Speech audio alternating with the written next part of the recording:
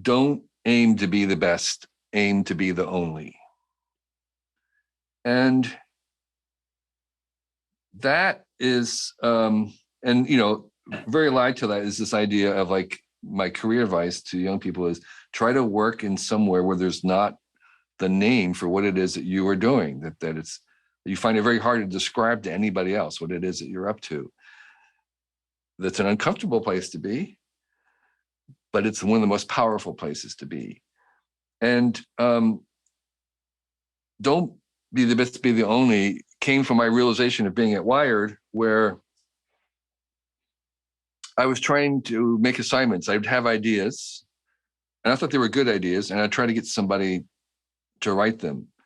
I was giving away ideas, good ideas. And often, very often, I couldn't get anybody to take these ideas. It's like, no, that's not a good idea. I don't want to do that. No, who's interested? Well, so I would put it away, and I'd say, oh, obviously it's not a good idea, but it would come back a year later. And it's like, no, I think that's a good idea. I'm trying to get someone to write it.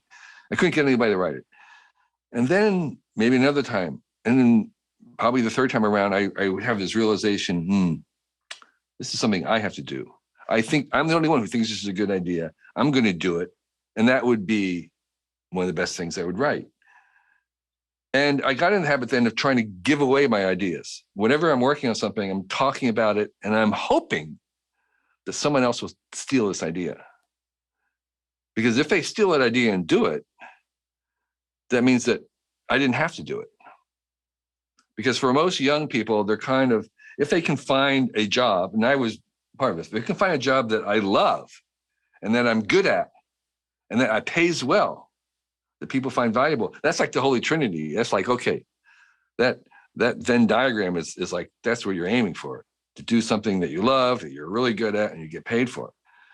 But once you arrive there, there was another level. I realized there was a whole other level.